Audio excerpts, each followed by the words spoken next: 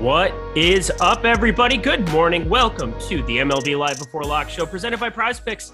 I'm Eric Lindquist, excited to be talking this. There's a number of baseball games. 9, I believe, in the early slate.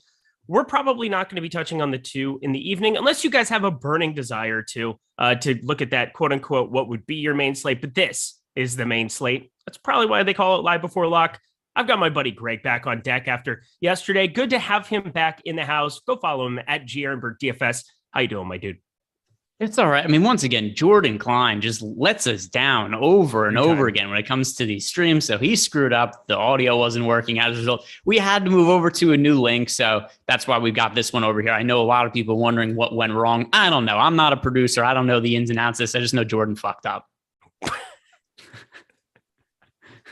Tyler Zander here producing in-house. Very nice to have Tyler hanging out here with us. No, this is Jordan Klein. This is Jordan Klein. You look less Filipino and less Jewish today, to be honest, Tyler.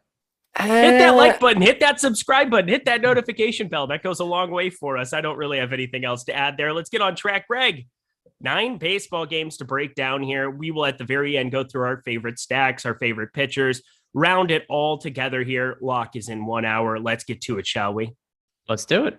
All right. We start off with the San Diego Padres at Cincinnati Reds. 4.3 implied runs on both sides. Nick Martinez, Tyler Mahle. What sticks out to you in pitchers in this game?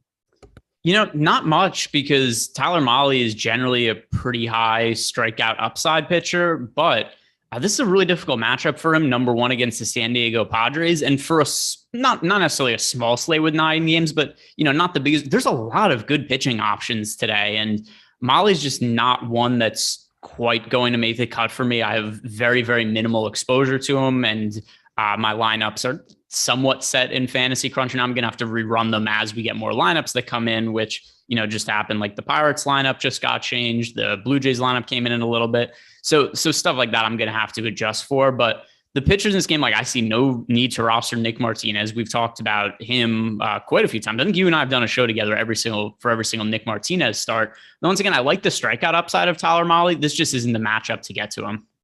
I agree. I think he's a good pitcher. This is just the ballpark. This is the everything that exists around Tyler Mahle. And I don't know. I would say the Padres offense on the whole has performed better than I would expect. In absence of Fernando Tatis Jr. You've got guys like Jurickson Profar hitting the ball very, very hard. For the most part, 528 expected slugging, not necessarily hitting it hard. And Andrew Knapp just got scratched. Okay, so that Phillies game, we will get back to that here too. Lots to get to, but Nick Martinez, we're not going to be rostering this guy. We've been shaming him since day one, right? Kind of, although I rostered him on day one, but it wasn't because we liked him. It was just because, if you remember, just all the options kind of sucked, and then he pitched well at slate anyway. Yep. But yeah, Nick Martinez, to me, this isn't a spot to get to him. But at the same time, too, I'm not really I don't have a burning desire to roster the Reds, because they're somewhat popular in offense for this slate without very high top stack odds. So it's a team, 8% ownership share, 5.6% top stack odds, at least over for DraftKings. And then over on the FanDuel slate, we also have the Cincinnati Reds as somewhat overowned. So I think there's better spots to get to from the Reds. There's teams with comparable ownership that just have better top stack chances. So not too much to do here from that side of this game either. It's alarming to see Trent Grisham, 3.3K on DraftKings.com, leading off in Cincinnati, and I don't really have interest against a righty. He's been so bad. It's been a pretty brutal start for a lot of, there's certain guys that I expect positive regression, but for a guy with 3 home runs in a game last season, has upside in other spots. He's striking out a lot with a 28.2% K percentage, only a 26.2% hard hit percentage, and a 311 expected slugging and a 191 expected batting average. I can't really make him a part of any of my stacks. I do think that I want to just kind of avoid him as a chalkier option and go to some of these other guys. I will say passing up on a $3,300 bet that's shown upside in the past doesn't feel great. Are you on board with that idea or any other way that you might want to put together the San Diego stack? Yeah, this is one of the teams that we have with one of the higher top stack odds of the day. Now, here's some weird notes when it comes to Tyler Mahle. His ERA is horrific so far this year, 6.88. His underlying numbers look really good, though. 2.97 expected ERA, 2.43 FIP. But there are just some really, really weird underlying numbers, which will happen when somebody's only pitched 17 innings. But most notably, his walk rate is really high, 11.4%. That would be the highest of his career. So it does seem like he's struggling with command. But then there's some other stuff, too, where he's getting hit really hard. So he has a 392 BABIP, and it's not going to remain 392, but there's reason to think it would be above average. But at the same time, he's given up 0 home runs this year. So his BABIP is inflated because he's giving up hard contact, but somehow none of those balls have gone out of the park. Also, his ground ball rate is really down. It was 42.2% last year, 35.3%. So there's a lot of really weird numbers overall with Mahle. And then if you go back to last year, while he was a really good pitcher and good for fantasy because of the strikeout upside, he was very, very inconsistent. And if you look at projection models for him this year, they're not super bullish on him. Zips has him projected with a 4.07 ERA, Steamer 4.47 ERA. So when you consider just kind of the erratic nature of how he pitches and that the Padres do have some of the best top stack odds that we have, I think this is a team to be stacking in our lineups for sure. Yeah, I like getting to some of the guys. Matt Beatty, I will say, has some pinch hit risk. So just kind of be on the alert with that. He was a high prospect with the Dodgers once upon a time. And not going to be probably going his direction as well in that stack. So for me, it's kind of like 7 batters I'm really isolating in some of those stacks. It makes it easy enough for DK purposes. FanDuel, you're still getting enough variability where you're not going to be duped that much. Plus, Grisham's going to be popular. I'm just kind of making a choice to go against the grain there. Cincinnati, anything stick out to you in terms of bats here? Not really, just because they're too popular. We have them as an overowned team. And then also, I get that Nick Martinez is probably not going to be a good pitcher, even if he went overseas and had some success after struggling in the big leagues and then went over there, redeveloped himself, got a pretty big contract from the Padres. We looked at this before, what they're paying him, some like $45 or $50 million. Yeah. But either way, just top to bottom, it's a bunch of guys, Naquin, Votto, Jake Fraley, even, that are picking up Tommy Pham, another one. They're picking up around 10% ownership. And I'm just underweight to the field on basically every single player in this lineup from top to bottom. Well, let's keep it moving along then. Milwaukee Brewers, 4.2 implied runs against the Pittsburgh Pirates, 3.3 in this one. Pretty low implied total for Pittsburgh. And part of that is the long-term success of Freddie Peralta. The short-term success has not been relevant, though. 53.1% hard hit percentage, 7.5 ERA with a 4.99 expected ERA. I expect positive regression for him. At least I hope so. Doesn't look like there's any issues with the fastball, and that's kind of his go-to. He throws that a bunch 55% of the time. I'm not sure what to make of these early season struggles, but against the Pittsburgh Pirates, I don't really care. How much Peralta are you interested in getting to today? Yeah, so if we look at the positive side, he was good in his last start, and it was his most difficult outing of the season so far. So last time out, he goes on the road in Philadelphia against a potent Phillies offense, and that's also a hitter-friendly park. He pitches 5 innings, strikes out 6, only gives up 1 run. So I kind of look at that as hopefully a sign of things to come for Freddie Peralta a lot because, well, number one, I'm going to be playing him today. I think he's underpriced. But then number 2, also, I'm invested in Brewers futures this year. So I would like them to win the division. But that aside, the numbers, once again, they aren't good overall for the year, a 7.5 ERA, but it's only been 12 innings, and he's a really, really fantasy-friendly pitcher. And if we do have to pull any sort of positive out of his horrific numbers this year, he's still generating strikeouts, 28.1% K rate. You look at his numbers the last couple of years, 33.6% K rate, 37.6% K rate than the year before that. So I think that Freddie Peralta, even if he isn't the guy who was last year in a 2.81 ERA, 3.68 expected ERA, he could have an ERA in the mid threes, even the high threes, and he's going to have fantasy upside as long as he generates strikeouts. He's priced way down for this matchup, and it's such a good spot on paper against the Pirates. So I find it hard to get away from Peralta. On the other side of this game, you want to talk about somebody who's regressed. And part of this is you just, if you continue to get contracts, you're going to be up there throwing forever. Jose Quintana is just going to throw till the bitter end. Only a 13.6% K percentage. That's identical to his walk rate on the season. 5.78 expected ERA. So expecting some regression from his 3.86 ERA here in this spot.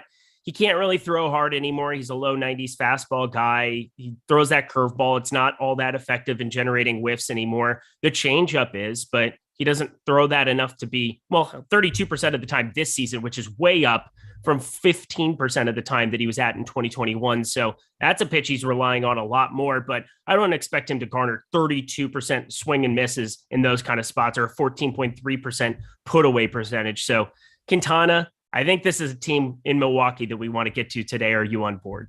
Yeah, totally. I mean, this is the team, let's see. So on this slate, they have the 5th highest top stack odds, and a couple of those teams are negatively leveraged that are ahead of them. So the Brewers, for sure, high priority team. Jose Quintana, like you mentioned, his numbers are, it's not just that they're not good, the underlying numbers, it's also just the way the velocity has dropped off, which is also something you mentioned. But we could go back over the last few years, and even as he's declined, the velocity had been really stable until this year. So going back to 2018 and then going forward, 91.7, 91.5, 91.5, 91.6. So that is his fastball velocity each of the last 4 years.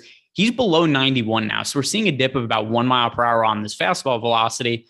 And when you consider his age at 33, it's just kind of reasonable to think there's a decrease in arm talent here. 5.71 expected ERA so far to this point this year. Last year, 6.43 ERA, 5.05 expected ERA. I think Quintana's washed. I think he's done. And this is a pretty good spot to get on the Brewers.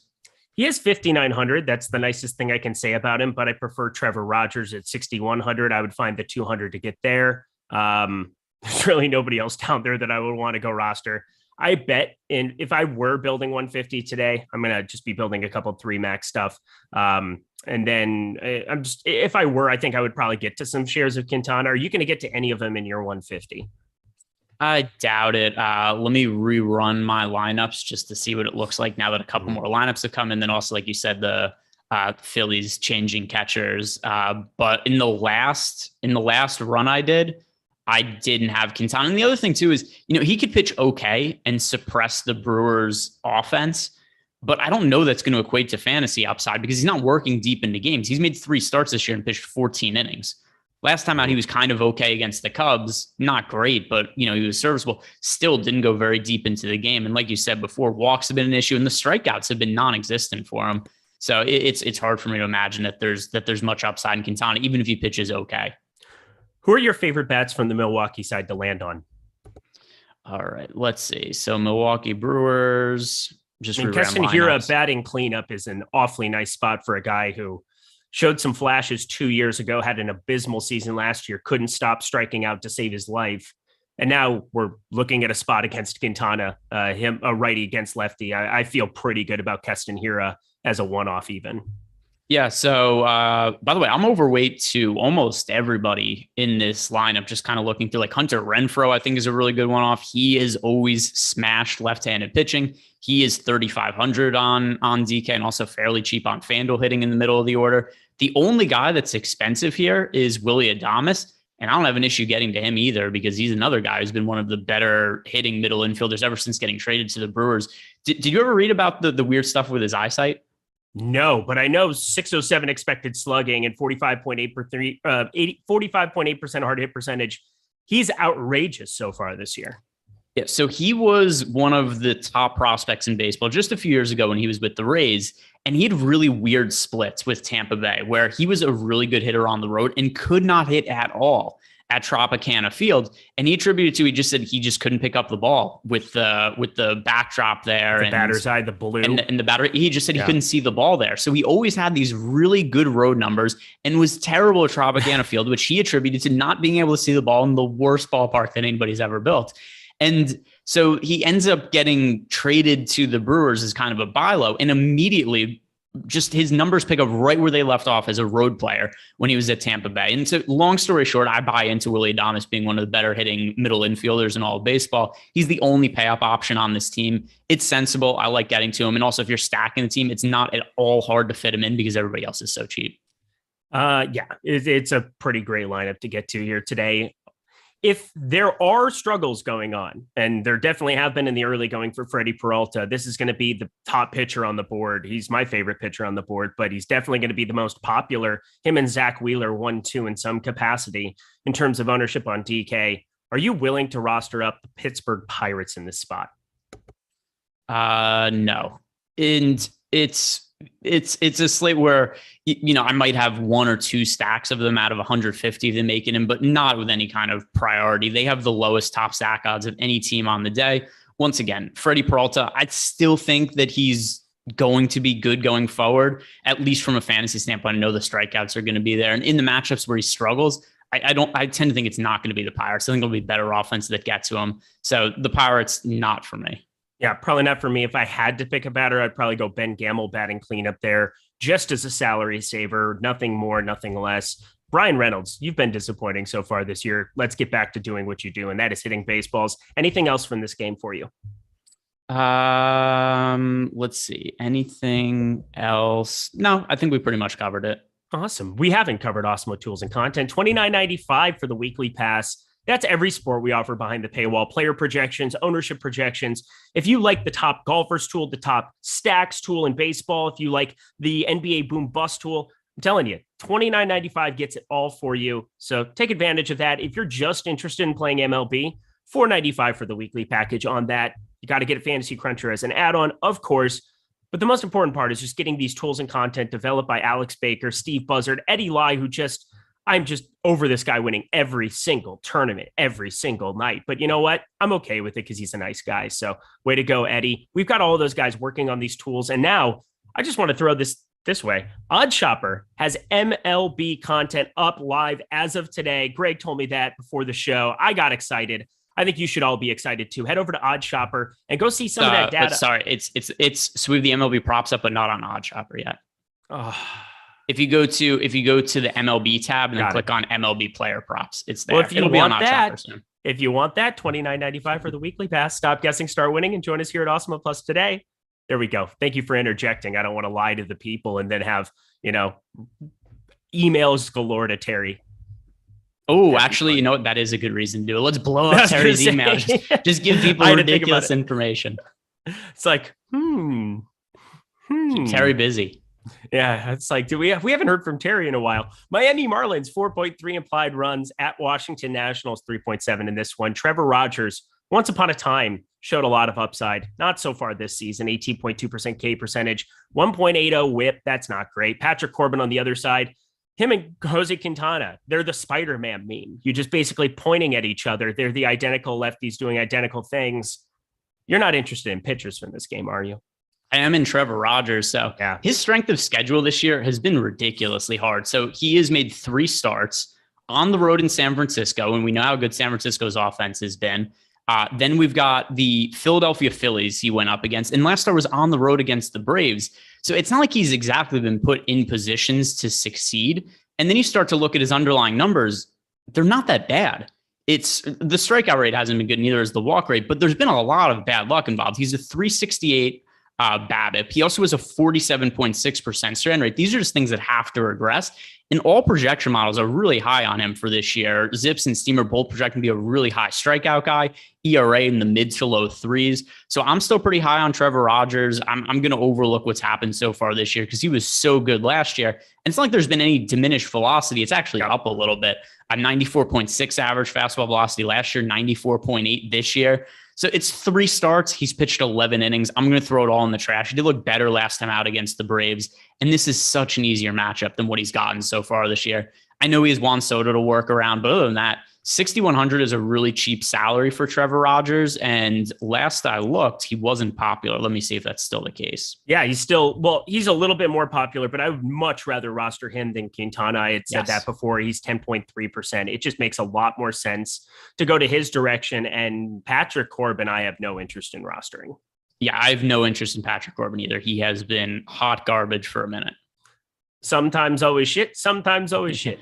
Yeah. So actually, and there was one game I actually bet on Patrick Corbin when he pitched against the Pittsburgh Pirates. He was really good in that start, but it was like the Pirates offense where they also just rested everybody. He was pitching against a minor league team for all intents and purposes. But that aside, I had no interest in Patrick Corbin whatsoever. I did hit NBA last night. I appreciate you, DM Brian. 007 feels nice, feels good. I like winning stuff, but we're going to try to win some MLB. So we're going to get back to that. But thank you so much for everybody in the chat. Nice people. I like this chat. I like MLB chat a lot more than NBA chat. Don't you? No, because I like being trolled a lot more than you do. Okay. I just want to give people good advice, or I try my best. I try so hard. Miami, let's talk these bats that are much improved.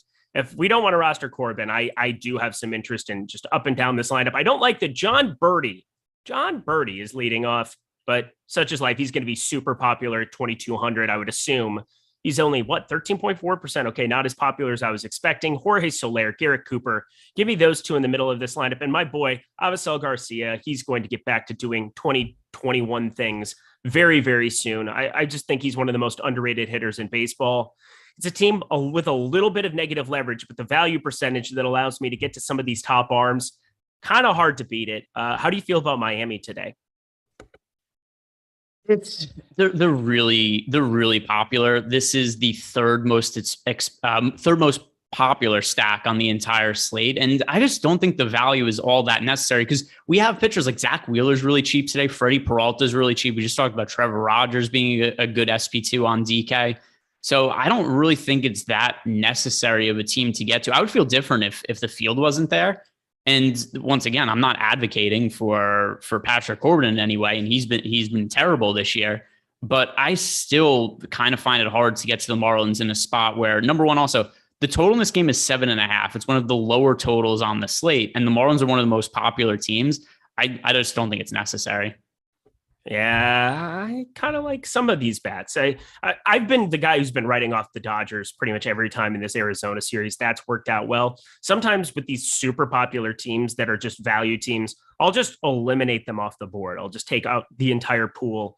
I think I got to still play like the middle of that lineup. I still want Aguilar, Soler, Cooper, Garcia, and Anderson. I'll throw Anderson in there as well. He's only 6.9%.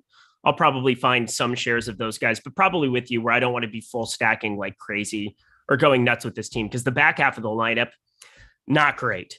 Pretty hard for me to want to roster 7 through 9 in that department. So a lot of my lineups will be chalkier if I do stack a Miami, and I'm just not going to in that regard, but I'll have some of the middle portion in like 2-mans, 3-mans. On the other side of this game here, Washington, we know the usual suspects. And as much as I like Trevor Rogers as a value arm, there is a guy in Nelson Cruz who is underpriced across the industry every single day, and hard for me to go against a lefty and not have tons of Nelson Cruz at 3,600 on DK. And I believe on FanDuel, he's like 25 or 2,600. Give me all of that you got. What else sticks out to you from Washington? Do you think Nelson Cruz might be washed? No, he's 2,400 on FanDuel. I'm willing to find out until he retires. Okay. So, I mean, he is like no ownership, so I have exposure to him today. But he's also 41 years old, and he has a let's see, he's a 50 WRC plus so far this year. His slash line is 167, 259, 250. He regressed pretty significantly last year. Also, like overall, the numbers were solid, but 2019 164 WRC plus, 2020 164 WRC plus, last year 122 WRC plus. Still, don't get me wrong, very good, but a far cry from what it had been in the past couple of years. And now he's 41 years old with a 50 WRC plus. Basically, every single projection model is expecting pretty heavy regression for him this year. I know that he has the long history of steroid use, and the guy like, look, he's just crazy and magically getting better at 40 years old. He screws over Tyler's favorite team's chance to win. He's Tyler's favorite baseball player ever. Yeah, because I think you can't bring an outfielder. Nelson Cruz has been washed since 2012, Greg. Newsflash. Routine fly ball, okay? My childhood. I love that Tyler's childhood was in 2012. I love how Tyler sounds like the Riddler from the new Batman. His mic is just all sorts of... That's what it sounds like to me. By the way, who was that actor? He was really good. Paul Dano, I believe. Yeah, he was very good in that role. He's always good. He's never been bad in anything. If you haven't seen, it's not No Country for Old Men. What's the Paul Thomas Anderson? I got to get the name of it. Chat's going to come up with it. It's like the absolute movie. It's like California in 1900. Like the oil surge with that super famous actor. Can't think of the name of it right now, but Paul Dano plays a priest, he plays like the priest of a town in it, and it's like next level good. There will be blood. Thank you, God. Glad Terry McBride and Nick D 413. Quick to the trigger. Look at this. Chat's always good on jumping on in. I drink your milkshake. I love that. I have no clue what this. I've never seen Paul Dano in anything until that movie. You need to see There Will Be Blood. Please watch it. Okay. I have a feeling There Will Be Blood you will love, because it's kind of just it's just a different progression. It's like a little time period for every portion in this guy's life, and then it's just his demise through the end of it. It's incredible stuff. You'll love it. All right, so I'll check that out. But anyway, Paul Dano was really good. I agree. I thought that was very funny that you said that Tyler sounded like he was did. I don't know, and that's also not what Tyler sounds like before the show. But whatever it was, kind of went off the rails. I'm going to ruin Awesemo.com. A little bit of that. Anything else for this game? Juan Soto's good at hitting baseballs. You can roster him too. I think Nelson Cruz as a one-off. He's cheap. He's a good source of value. He's not somebody who's going to be in like 20% of my lineups or anything. He's in. I think I have 5% of Nelson Cruz right now, which is about 3x the field still, though. All right. Well, we head to Colorado. Rockies, 3.1 implied total against the Philadelphia Phillies, 4.4 on the other side of this game. Antonio Senzatella, I don't really know what to say. 8.2% K percentage. There's not a chance in God's green earth that I'm going to roster him today. I like Philadelphia. I don't think that's going to surprise anybody. They're expensive. That keeps the ownership down a little bit here. Nothing you really want to touch on with Senzatella, is there? No, nothing with Senzatella. And I think the really interesting talking point, though, for this game is going to be Zach Wheeler and what we make of him, because the matchup could not be better. The Colorado Rockies offense against right-handed pitching has been abysmal for years now. And then also you take this team out of Coors Field, and they have always sucked on the road as well. Now, I have so many questions about Zach Wheeler this year. The biggest thing for me is the velocity to open the year when you consider the workload he had last season. And it's hard to know, is his velocity down because of what happened at the end of last year? So if you guys don't remember, Zach Wheeler pitched 213 innings last year. The Phillies were really pushing at the end of the year to try to win the Cy Young Award. And then after the season ended, when the Phillies didn't make the playoffs, Wheeler was doing, I think it was his exit interview. If not, it was another interview, and I might be mistaken on that. But either way, he's doing an interview at the end of the year, and he said that if the Phillies would have made the playoffs, he wasn't sure he was going to be able to pitch because his arm was hurting him so much at the end of the year. That's a red flag to start. And then he also had elbow soreness when they opened up spring training this year. Now they start the year. Last year, average fastball velocity for Zach Wheeler, 97.3 miles per hour. So far this year, a career low 95.4. Now, I know that's still high based on other guys' standards, but then his results so far this year, also 8.53 ERA, 4.53 expected ERA. So the results haven't been good. The velocity is down. Hold up. Gomber is, Zach Wheeler. I just interrupted you for no reason whatsoever. I'm the absolute worst. Continue. Yeah. Stone cold worst. You're on a roll too. I'm a dick. It's all good. What did you think happened?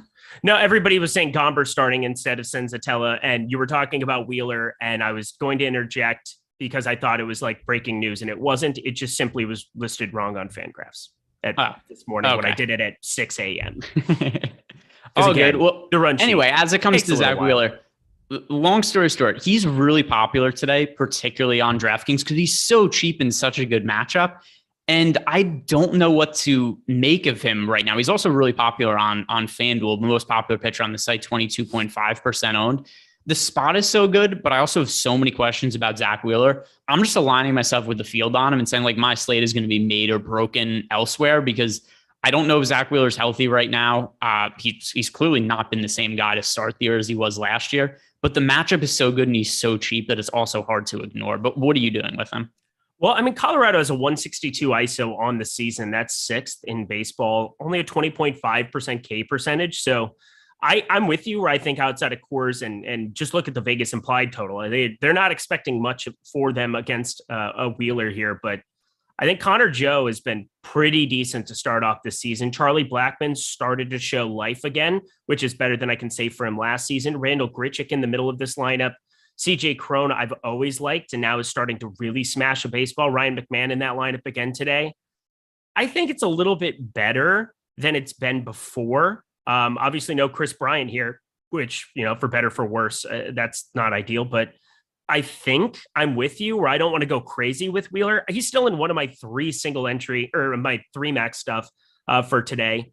I'm okay rolling with him in one lineup of my 3, but as you said, he's not somebody that I'm playing across the board the way that I look at a Verlander or the way that I look at a Kopech, where I could just play them across the board if the weather is all right there in that Chicago White Sox spot. I'll double check on that weather as we get closer to that game, but I'm with you. Wheeler is just there. He makes sense. And against Colorado, outside of course, I do not expect much from them this season. Yeah. And once again, just because there's concerns about Zach Wheeler and he's going to be really popular today, I'm going to be taking some shots on the Colorado Rockies. It is one of the teams that we have one of the higher leverage scores on the slate. And then also Zach Wheeler is really popular. So I'm not playing a lot of Rockies, but I think, somewhere around like 4 or 5% stacks of them is warranted, just considering how much Wheeler struggled so far to open the year and his popularity. So I'll be hedging a little bit on that side, but the priority is still Wheeler. Yeah. Okay. Well, I'm gonna have a couple Colorado bats, even though we're just talking about it. Well, no, I'm not, because I'm only making 3 lineups. Not gonna lie to the people. Phillies, though, they're one of the stacks I have involved in life. Alec Boehm, 3.3K. Give me all of that. You got winds blowing in 14 miles an hour. That's not ideal. But what sticks out to you from the Philly side? Against Gomber, by the way. Yes. So Austin Gomber's on the mound, which does make a big difference because Austin Gomber is pretty solid. And we've seen Gomber have success at Coors Field. And I know that matchup in Philly is not necessarily the most favorable pitcher's park, but it's not Coors Field either. So this is a team that we have being over-owned in the top stacks tool. I think they warrant some exposure, but it's a low priority stack for me. And once again, Senzatella not starting. Chad, I'm sure, has made you aware by now. Very aware. Thank you, everybody. 45.5% ground ball rate for Austin Gomber going to St. Louis days. That was always kind of a deal. That's kind of what you have to do in Coors Field. So, yeah, I'm probably with you, Austin Gomber. Decent enough. I probably will not have Phillies. Cool. We can move along then. Baltimore, New York Yankees in this one. We got Taillon. We got Bruce Zimmerman. Why has Bruce Zimmerman been good in the early going of this season? It drives me nuts. Well, I think the number one reason is because that the new dimensions of that ridiculous Orioles ballpark, which seems to really suppress the offense that we've seen there, because Camden Yards has gone from one of the most hitter-friendly ballparks in baseball to now being really pitcher-friendly to open the year. But that aside, you mentioned Bruce Zimmerman so far, 1.2 ERA, 3.84 expected ERA.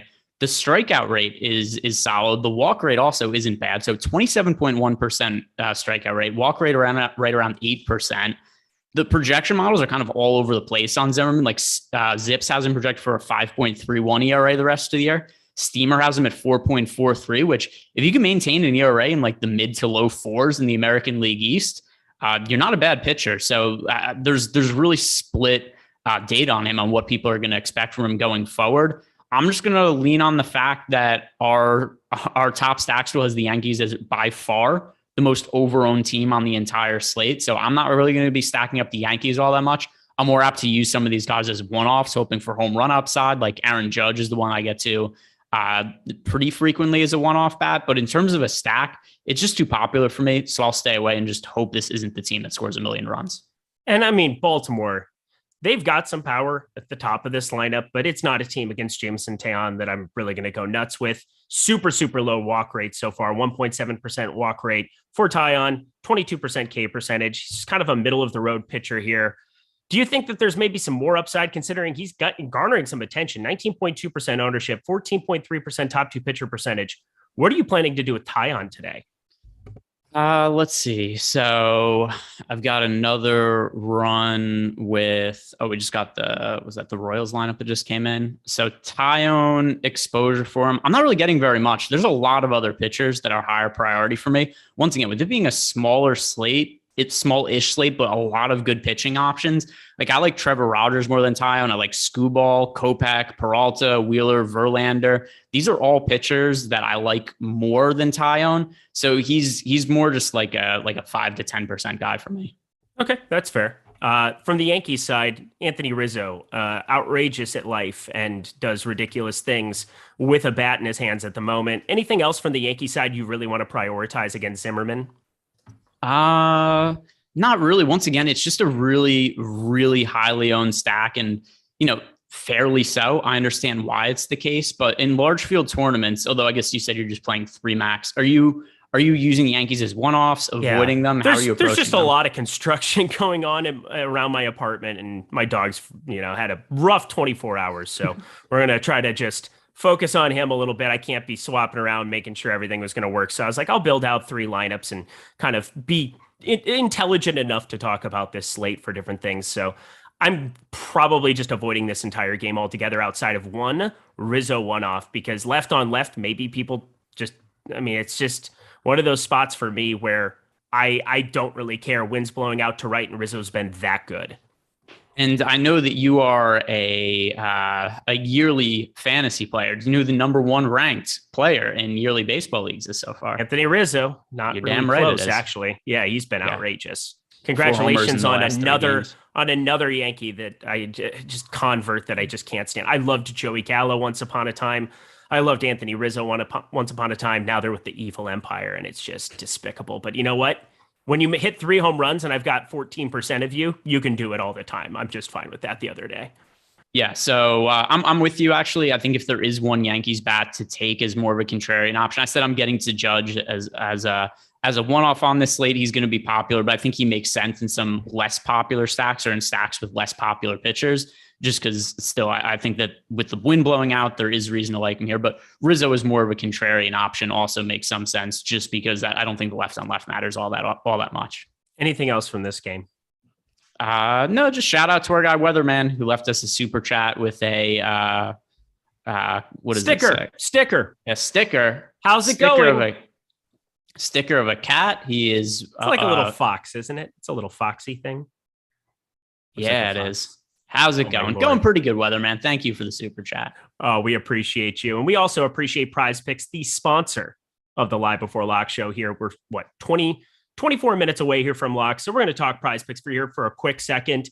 If you haven't heard, again, we have the prop tool now active over here at Awesemo. I'm pulling that up as we're talking about it, just simply because I'm excited to have that new feature here. If you have an Awesemo Plus membership, take advantage of it, because it's going to be able to be used directly on PrizePicks, a prop-based site. You're going to pick 2, 3, 4, or 5 players in your lineups or your card, whatever you want to call it. You're going to pick overs or unders, and you're going to try to 10x your money, or up to 10x your money. You can 2x it by going for 2-player props, putting those together. It's a great site. It is really fun to play on. Super simple interface. They have so many baseball props available. First inning runs allowed. I know that's been very popular in streets these days, in the betting streets. Check those out. Total bases. We've got hitter fantasy scores. So many great features. And now the prop tool that you can use directly with it. Plus, by signing up and playing over at PrizePicks, you'll get 1 free month of Awesemo Plus Platinum just by trying out their products. So go deposit over there, use promo code Awesemo, and get $100 first match deposit bonus plus a free month of Awesemo Plus Platinum. What could be better than Do You Like My Sweater? Greg, anything from MLB that sticks out for you today in the prop market? I have not really gotten a chance to look too much at PrizePicks for baseball, just because I was getting ready for this. And then I had a meeting before this and also looked at, I had a sports betting VOD to do, but have you looked at PrizePicks for baseball? I have. And for me, it comes down to who are some of the best pitchers on the board. And I see Astros and Rangers starting pitchers. I'm just going to take Justin Verlander and say that he doesn't give up a run in the first inning here. That's kind of just a good hunch here based on what we've seen out of him. And on the other side for Texas, Martin Perez, he's been serviceable, 3.86 expected or 3.86 actual ERA. Not striking out a lot of guys, but he's been decent enough. I like the under of 0.5 runs allowed in that first inning. Yep, I think that makes sense to me. I don't have any issues with that. All right, that was the one that I had. So everybody, download PrizePicks over at the App Store or head to PrizePicks.com. Thank you so much to them for their sponsorship here of the Live Before Lock show and so many other great shows on the Awesemo network. Can I call it network? I mean, it's just like a YouTube channel, but it's beautiful. It's like a network. Let's go. What? We call it a network. I like to. It's a web. It's really a TV channel at this point. It never ends. We've got content running 24/7. As long as Jordan doesn't screw up the intros for shows and whatnot. So, but when Jordan isn't screwing stuff up, we've got shows that are running 24/7 and start on time. Yeah. You tune in for cartoons. I'm Eric. Hi. Seattle Mariners 3.4 implied runs. Tampa Bay Rays 4.1. Chris Flexen. Jalen Beeks going to be the long reliever for Tampa Bay here in this spot. He's been really good in the early going of this season. 44% K percentage, 2.32 expected ERA. Chris Flexen. I stay flexing in that candy paint. That was some Mike Jones for you this morning. We're not rostering these pitchers, are we? No, we're not rostering these pitchers, particularly not a bullpen game on the Tampa Bay side. But then even on Seattle side, like, because we've talked about him a few times, I think Chris Flexen's a little bit better than what you think Chris Flexen is, but I don't play him in DFS because he doesn't generate enough strikeouts. I don't know if you've noticed this, but the way that the runs have been scored in baseball games, home runs are down, offense is down, and unders are hitting at something like a 60+% clip to open up the year. Sportsbook have adjusted in a big way. There is not a single game on today's slate, afternoon, evening, night, none of them with a total of 9 or higher. That is crazy.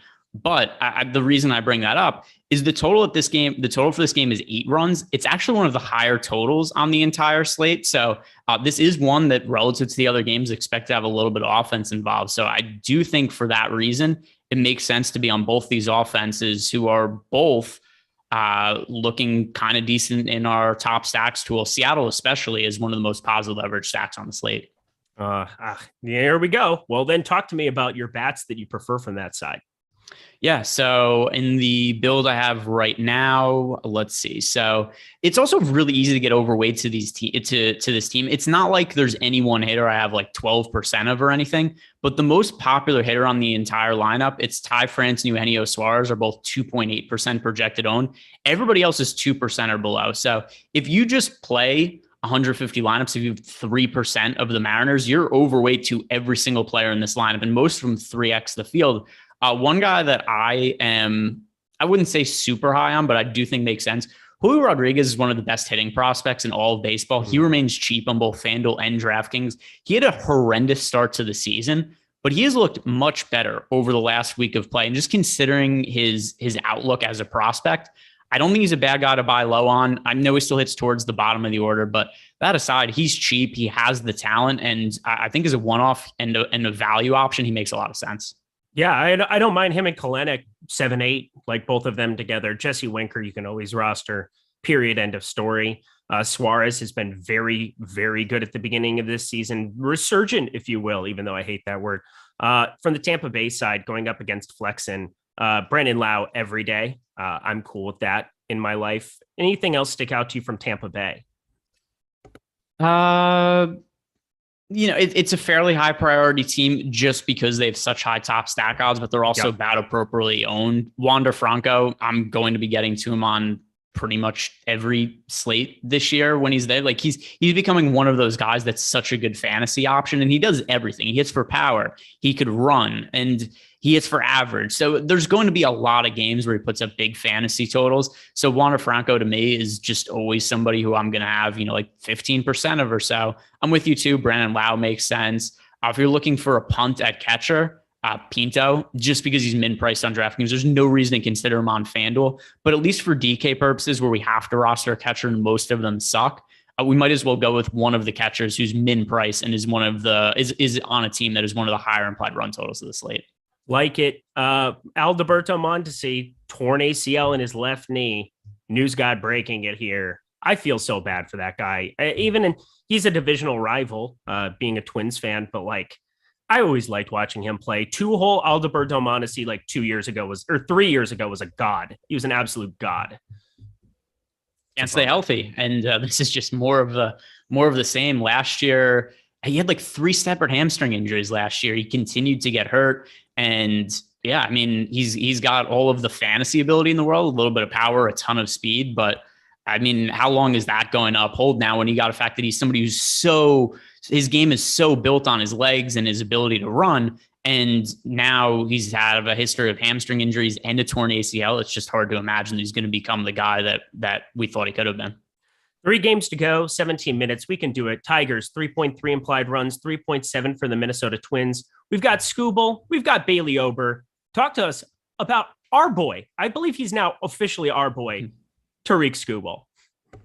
Yeah, so the downside with Skubal is that he's not a great pitcher. The upside with Skubal is that in any start where he doesn't get smashed, he scores a lot of fantasy points because the strikeout rate is so high.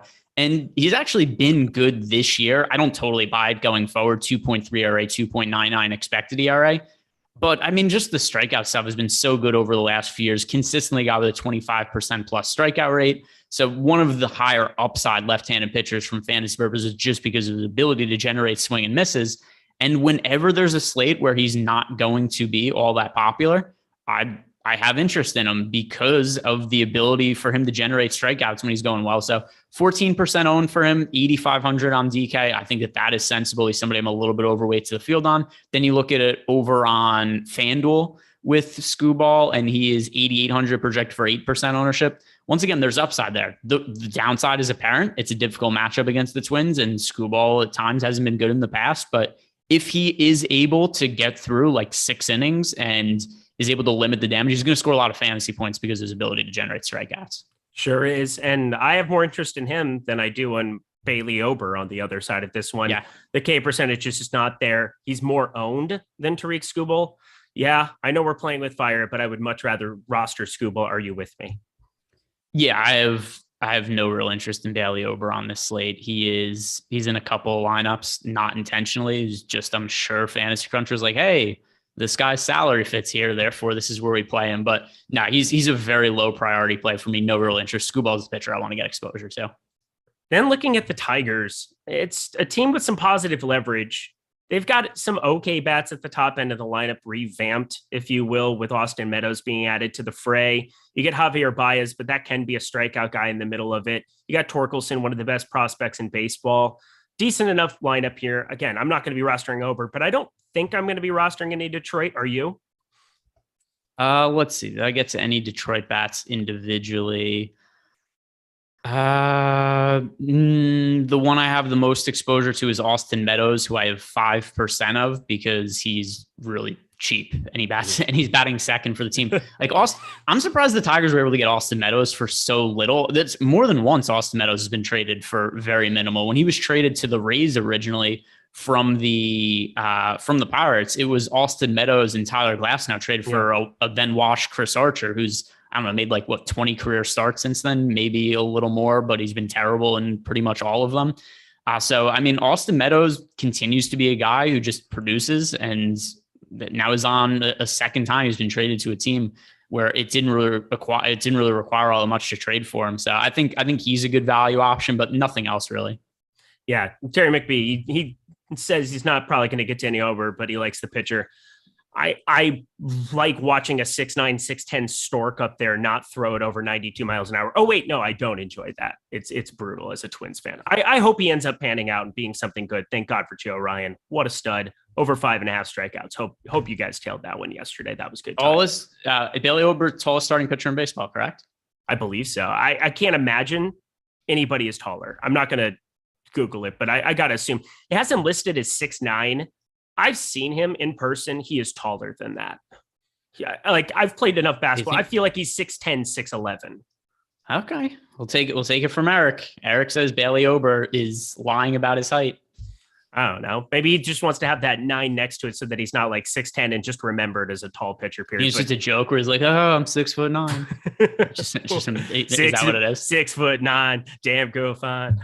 Well, you suck it to me one more time. One more. Let's get low. It's fine. Cordy Lamar. I kind of that was huge in the bar mitzvah days. That was it really? Oh my! Are you kidding me? That was on every single kid in New Jersey who was getting bar mitzvahed in the thousands had that on the playlist. Kyle McGregor, $1.99 from him, but Corley Lamar, $9.99, acknowledging that Eric just sang Mike Jones flossing. Sure did. I stay flexing in my candy paint, rolling dank, sip and drink on an swing. Have you ever seen what's his? Kyle McGregor has a question. It was just a little bit further down. Any interest in Miguel Rojas with his split against Corbin? I just have interest against Corbin. Period. Yeah, I mean, I'm sure I have a couple lineups with him, but he's not somebody who, if I look at my lineups, was a massive priority. He's in 5% of my lineups. I'm underweight to the field on almost everybody on the Marlins. The entire Marlins team on offense is projected for like 10 to 15% ownership, and I'm just like 4 to 5 on most of those guys. So I'm underweight to most of the players on the Marlins. They're popular. Yeah, they're popular. I'm still finding room for a couple of them in these 3 lineups, but such is life. Let's talk Twins. We love Skubal, but yes, he has once upon a time given up hard contact, not this season, but his entire career. Do you get to any Twin stacks today? Not really, because this is also something that Terry mentioned in the chat. This is a really watered down version of the Minnesota Twins lineup. Most importantly, no Byron Buxton in there. Buxton's probably been the best hitter in baseball to this point. Last I checked, his WRC plus was 268. I could be off by a number or two there, but he's been ridiculously good this year. Him not being in the lineup, it's a big downgrade. And then you're looking at it's Polanco, Correa, Luis Arraez batting 3rd, Urshela's batting 4th, Kyle Garlick 5th. So, I mean, you could look at some of these guys as like decent values. Ryan Jeffers at catcher. If you're playing on DK and you need a cheap catcher, he's sensible. He's homered in 2 of the last 3 games, but this is not the best version of the Minnesota Twins lineup, which happens in afternoon games, more often than not. So not for me, not when looking at this lineup. All right, 2 games to go, 10 minutes, easy to pull off. We'll do that. Probably have time to just recap everything at the very end, but Verlander on the mound for Houston, 4.5 implied runs for them, going up against Martin Perez on the other side. I said I like the under of 0.5 runs in that first inning. More of it has to do with the shutdown stuff of Justin Verlander. 0.74 whip so far this season, 29% K percentage. He's just the fountain of youth is Kate Upton. Congratulations. Talk to me about Justin Verlander. Yeah, I mean, when you got a good bed shitter on the other side of the bed next to you, good things happen. So Justin Verlander, just absurd what he's doing because I mean, good work, Ty. There's so many things that make no sense about Justin Verlander. He's 39 years old. He pitched 0 innings last year, 0 pitches. The year before, he threw 6 innings, Tommy John surgery. So we haven't seen him basically in 2 years. And he has come back throwing harder than he has thrown in the last few years. 95.1 average fastball velocity, the highest average fastball velocity he's had since 2017. He has a 1.89 ERA, 3.14 expected ERA. The strikeout rate is still good. The walk rate is still in check. He's 39 years old, and I don't know, maybe the time off was good for him because he just didn't have to have any more mileage on his arm. But I mean, he had surgery, he had his arm cut open. But I don't see any reason to think he's going to regress. Does it mean he's going to finish the year with an ERA sub 2? No, but it seems reasonable to me that he's one of the best, if not the best pitchers in the American League. So I love paying up for Verlander today. If you have the ability to do it against the Texas Rangers, I think it makes sense. I'm overweight to him. His arm cut open. I had to do that. Martin Perez. I don't get that reference. Well, because you just said he had his arm cut open, and it just sounded straight up like, with arms wide open. Oh, okay. No. Under the sun. One of the greatest halftime performances in the history of the NFL. That Cowboys Creed performance is one of the craziest things. Go on YouTube and watch that afterwards. Thank me later. Greg's not going to do that, is he? No, I'm not. But here's the other issue. Here's the other issue too with just the acoustics for any of these things. Like, they're just doing it outside at a football stadium. It's even just none of us. I'm not a good singer. You're not a good singer. No, Tyler's not a good singer. Nobody listening is a good singer. But if you go and you sing in the shower as compared to just outside, it's massively different in terms of what the acoustics are. So that's why the majority of these halftime shows suck, is because they're just singing outside in open air. I needed that take from you, Greg. I needed that take. Outside open air, not great acoustics, confirmed. That is correct. But also technology is a thing now. Martin Perez, 20% K percentage. I said he's been very serviceable this season. 2.43 expected ERA, 1.36 whip. Going back to his Twins days, he's played for everybody, I feel like. But Martin Perez, not a guy I'm going to get to, but he's been decent enough. Not that I have crazy amounts of hesitation not stacking up Houston because of how good they are. Top stack odds on the board, 11.8%. They're just very popular today against Perez. Are you going to be getting there? Yeah, this is the offense I have the most exposure to today. I don't have any real issue with it. I know they're going to be popular, but I mean, the top stacks tool indicates that this should be the case, that they should be this popular. So just looking at this team from top to bottom, there are a couple of things we could do to reduce the ownership share a little bit. One is rostering some guys towards the bottom of the lineup. Jose Siri, I think, is a good source of value. The other one, too, Michael Brantley is only picking up single-digit ownership, batting second for the team. So I think including him in stacks differentiates some of the Astro stacks a little bit. And then also just playing some of the contrarian pitchers that we've talked about that are maybe not quite as popular. So looking through, let me refresh the pitcher ownership. But, a lot of people are going to be playing Freddie Peralta. A lot of people are going to be playing Zach Wheeler. So if you're just playing Wheeler and Peralta with an Astro stack, yeah, that's crazy popular. But if you're mixing in, say, like Trevor Rogers or Tyreek Skubal in that Astro stack, then you have a lineup that's a little bit different looking. So I think there are ways to do it to make the lineup different than what other people are going to be doing that stack use. And then once again, our numbers imply that the ownership they're getting is more than warranted. No Texas Rangers interest going up against Verlander, is there? Okay, Nope. Cool. Then we move along to the last game. Kansas City going up against the White Sox. 6.5 implied run total. That is crazy. Brad Keller, Michael Kopech, my boy. I like this guy so much. For some reason, I mean, I know they're a divisional rival, but I've pretty much liked all of these White Sox arms, except for when Quintana was there, of course. I've liked all of these White Sox arms for years. Kopech is no different. I love the stuff. I love now that he's going to be stretched out, that he's going to be a starter this season. So far, it's been a good ride. 164 expected batting average, 29.4% K percentage. How do you feel about Kopech compared to these other top aces? So a couple of things also. Favorable conditions for the pitchers. It's cold. The wind is blowing in. It's going to make it hard to really generate a whole lot of offense. So I'm not going to be too high on the hitters in this game. As for Kopech, I do like him, but I like Verlander more, and Verlander's only $500 more expensive on FanDuel. So on DraftKings. Right. So my preference for DraftKings is going to be going to Verlander.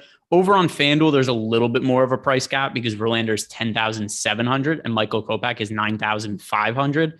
So that's something that's a little bit different than also that Kopech is only projected for 3% ownership on FanDuel. But that aside, if we're just comparing them just in terms of who I think scores more fantasy points, I do prefer Verlander to Kopech. And Keller, I mean, you talked about the favorable conditions there. There's no ownership, 2.8% ownership on him right now, 8.3% top two pitcher percentage. I think sometimes you get these super overpriced guys in Brad Keller at 8,800 and they just get no ownership, but it's such favorable spots. If I were building more than 3 lineups, I'm positive I would get to shares of him. Are you getting to shares of him? 0. I have no shares of Brad Keller. He's so expensive, and it's crazy to me that you've got Brad Keller going up against the White Sox. He's more expensive than Freddie Peralta. He's more expensive than Zach Wheeler. Both of them are better pitchers in better spots. I hear you on the low ownership, but realistically, I don't think there's much upside there. Okay, that's fair. That's fair. I mean, it's not exactly the best offense to be facing, so I'm okay with that. From the Royals side, you can always play Sal Perez if you want to, but 5.1K against Kopech, not going to be the most intriguing spot to go pay up for it. Any Royals interest at all with the lowest implied total on the board? Nope, not for me. And then also, I mean, we knew that Mondesi wasn't going to be in the lineup today because he was on the injured list. They didn't call it, maybe they did call it a knee injury, but it never occurred to me that it could be a torn ACL until News God had posted about it in the chat before. But I mean, him being out, that's certainly a hit to the upside of the lineup. And then we look at this White Sox lineup.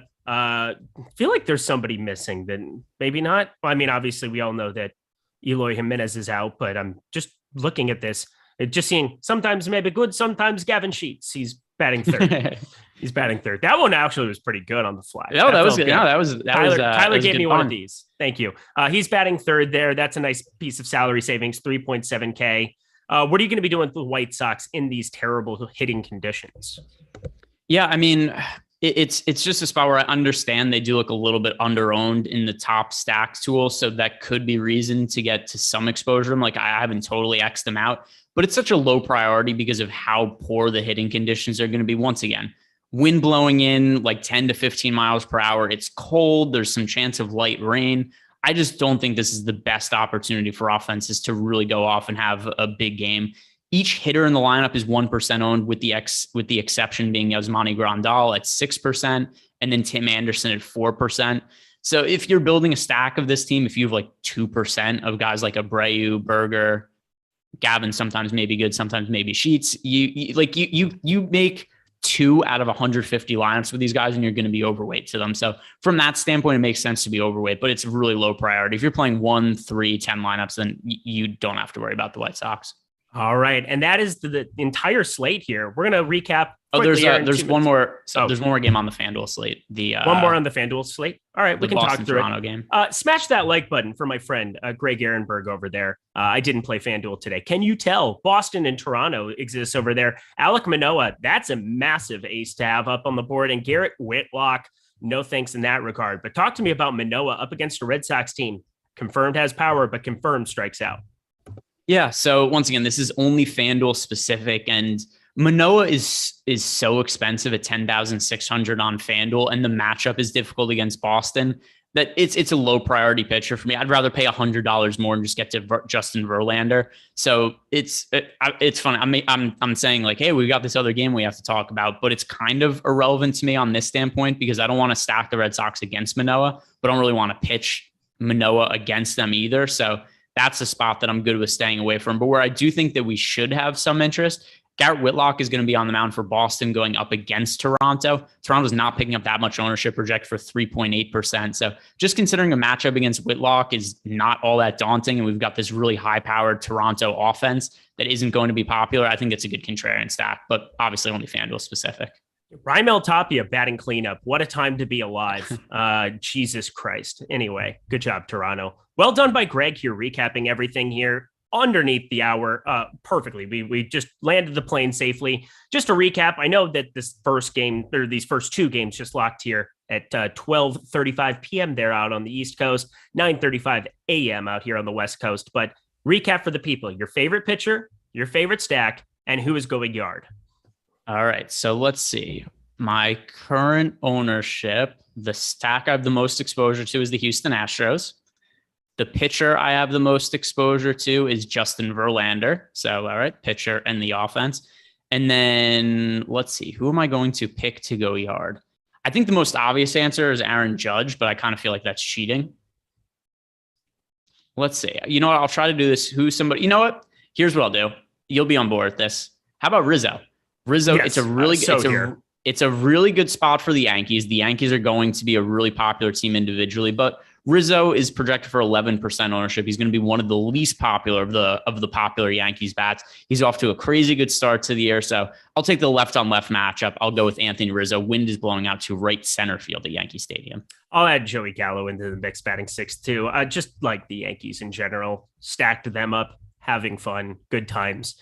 Cheering for the evil empire today, am I? That's great. Greg, great work. Any final words for the people as we get out of here? Nope. That'll do it. By the way, same page as you, T. McBee, Terry McBride. Gallo is his home run pick. So a lot of Yankees here. I went with Rizzo. You went with Gallo. We've also got Terry McBride going with Gallo.